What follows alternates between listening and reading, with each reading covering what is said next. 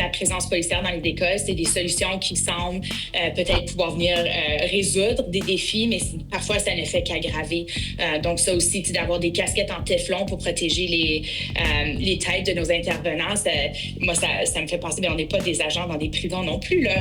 On ne se positionnera pas pour les enseignants ou pour le ministère. Nous, ce qu'on veut, c'est vraiment le bien pour nos enfants.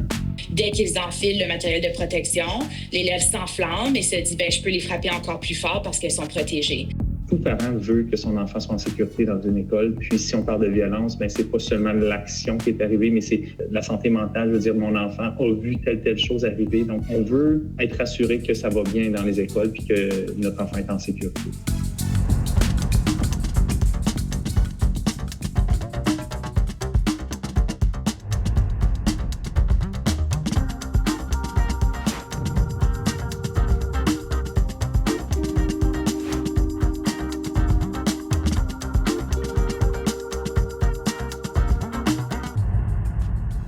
Salut Cornwall, salut le monde. Nous sommes On a le choix, le média communautaire francophone pour la région de Cornwall, Stormont, Dundas et Glengarry dans l'est de l'Ontario.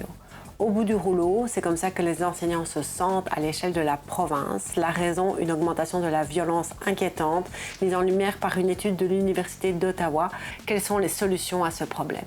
Ce qui se passe, c'est que nos membres sont mis devant des situations de plus en plus violentes. Ici, on parle là, de la maternelle à la 12e année. On parle vraiment là, de façon systémique dans le système, encore plus inquiétant au niveau de l'élémentaire. Donc, souvent, quand on pense à la violence dans les écoles, on a un peu le réflexe des années 80-90 à penser aux bagarres dans les écoles secondaires ou des choses comme ça, mais ce n'est plus de ça dont on parle. On parle ici d'enfants qui parfois ont des besoins particuliers, parfois non, mais qui réagissent de façon violente, soit entre eux, et plus souvent que pas avec les enseignants, avec les éducateurs, avec les intervenants, les adultes dans leurs écoles. Donc, de morsures, du cracher, frapper, pousser, la violence verbale, de l'intimidation. On parle de racisme aussi. Donc, c'est vraiment à grande échelle, puis c'est de plus en plus répandu. A lockdown essentially means the school is shut down.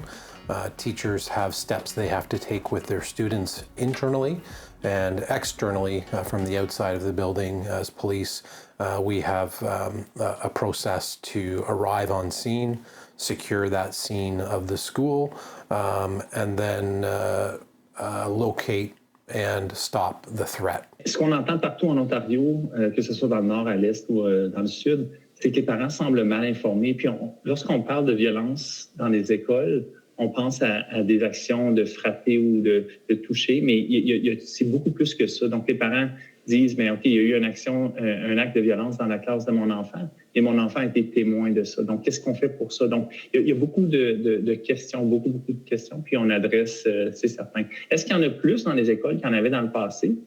Les parents nous semblent nous dire qu'il y en a toujours eu, mais ça a juste vraiment jamais sorti ou on n'en entendait pas parler. We definitely do education pieces in the schools about how they use their words. That can be deemed a very serious threat from a policing standpoint. And in this case, that was definitely the situation was the wrong words were being used by an individual, but those words we have to take very seriously. Les élèves, c'est pas des mauvais élèves, c'est des élèves qui ont des besoins qui sont souvent pas répondus. Alors, quand on a vu un déclin dans l'investissement au niveau du système d'éducation, ce qu'on est en train de voir, à mon avis, c'est une hausse de symptômes, donc une hausse de comportements violents qui sont vraiment là en train de nous indiquer qu'il y a un manque de soutien dans nos... Puis on parle de tous les conseils scolaires confondus, francophones, anglophones, catholiques, publics. Donc, c'est vraiment à grande échelle, c'est un peu partout, mais c'est parce qu'il nous manque d'intervenants, il nous manque de spécialistes, il nous manque des personnes pour venir appuyer les élèves dans leurs besoins. En Ontario, plus spécifiquement, on parle d'un gouvernement qui n'investit pas nécessairement dans les services sociaux. Puis on sait que nos écoles deviennent un peu là, le microcosme de notre société.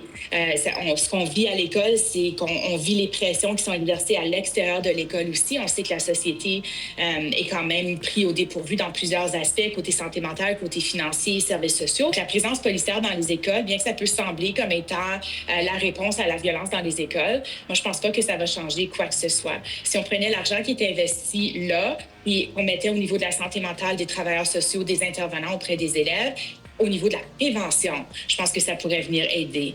Ça ne veut pas dire que je pense qu'il ne devrait jamais avoir de présence policière dans l'école, mais je pense qu'il manque beaucoup de consultations. Est-ce qu'on a été voir nos communautés les plus vulnérables pour s'assurer que la présence policière dans une école ne va pas nuire au bien-être et à la santé émotionnelle de nos enfants, de nos intervenants, des adultes et des communautés? Lors de besoin, on a accès au ministre.